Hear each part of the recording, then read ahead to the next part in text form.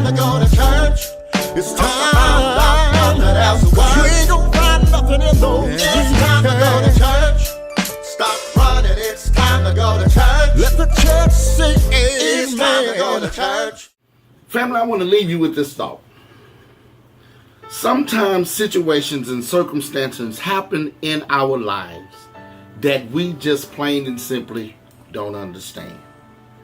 You weren't asking for it. You weren't looking for it. You did not ask it to come. It didn't ask your opinion. Neither did it ask your permission. It just happened. And the truth of the matter is, there's nothing that you can do about it. And when you're faced with the reality that there's nothing that you can do about it, the question then arises, what are you going to do as a result of it? I really can't do anything to it, but what am I going to do with it? What am I going to do now that I'm facing it? What am I going to allow it to do to me?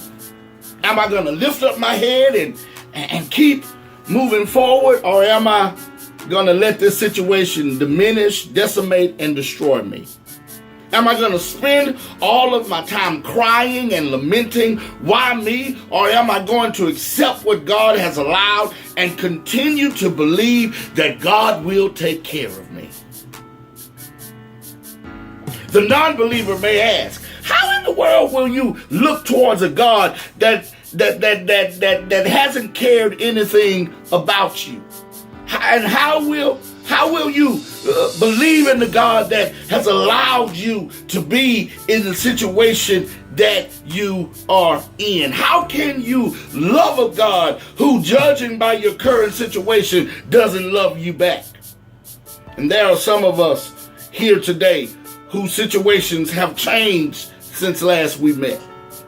There are some of us who are facing a different reality than the reality that we had when last we met. There are some among us who are facing different battles, who are enthralled in different challenges, who are trying to answer different questions.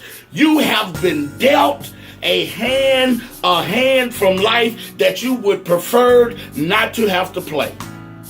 You have been given a challenge that you would prefer didn't come your way. And now you're faced with the reality that there is a question that you must answer. Although there is not much that you can do about it, the question arises, what are you going to allow it to do to you? The question arises, how will you keep moving forward? Will you keep moving forward, or will you give up? The question arises, will you believe, or will you stop believing? The question arises, will you make it, or will you just fade away? Solomon tells us in Proverbs 3, 5, and 6 to trust in the Lord with all thine heart and lean not to thine own understanding, but in all your ways acknowledge him, and he will direct your path. I want to encourage somebody here today. I want to encourage somebody listening to my voice to trust in the Lord.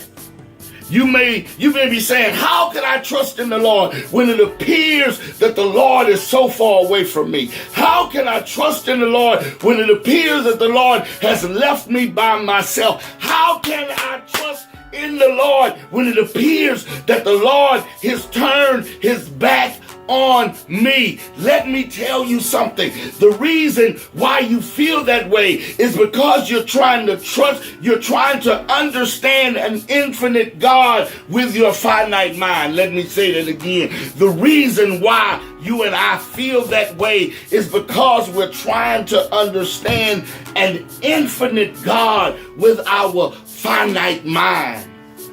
We're trying to understand an unlimited deity with our limited humanity.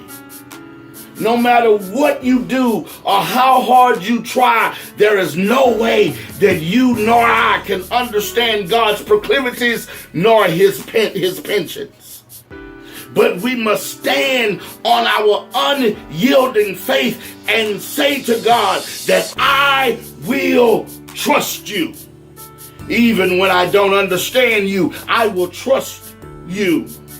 I trust that you see me, God, although I can't see you. I trust that you hear me, although I cannot hear you. I trust that you are near to me, although I'm having a hard time feeling your presence. I trust that you will make a way somehow. I trust that you will turn this thing around. I trust that you will be true to your word and never leave me nor forsake me. I dare somebody that is going through a storm right now to declare with me that I will trust in the Lord.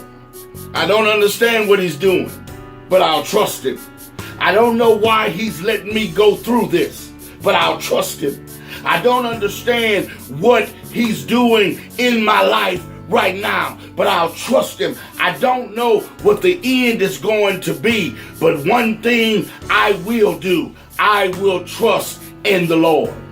And I know that if I trust him, he will take care of me. That's good news right there, Calvary. I believe in my heart, and I know that there's somebody listening to me who believes in your heart that if we trust him, he will take care of us. How do I know? Because I've seen him do it before. How do I know? Because he's already picked me up. How do I know? Because he's already made a way for me. How do I know? Because he's done it before. And I know if he's done it before, he will do it again. So if you are here today, and if you've been going through something, and if you are here today and life ain't been for you no crystal stairs, but in spite of what you're going through, you've decided that you're gonna trust in the Lord. You've decided that you're gonna put your hands in God's hands.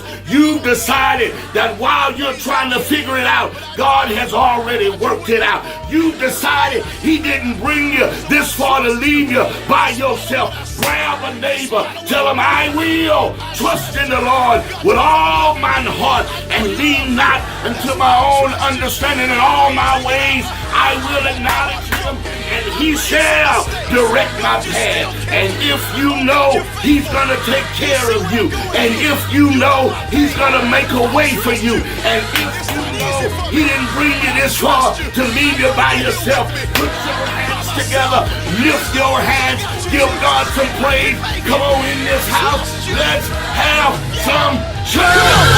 Say, I trust you. Oh God, I just lost my job, but I got more bills than money, but oh God, I will. The doctor said there's nothing else he can do, but oh God, my back's up against the wall, but oh that's right, I trust you. Oh God, I will.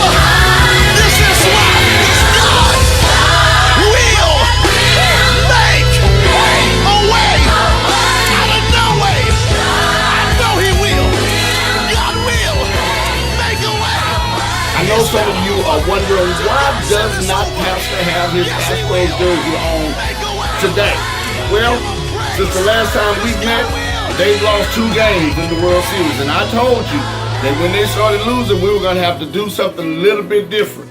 So I'm praying that by the time you see this video, that the series will be tied 2-2, at the worst we're down 3-1, or we could already have lost. Pray for the Astros. Go Stros!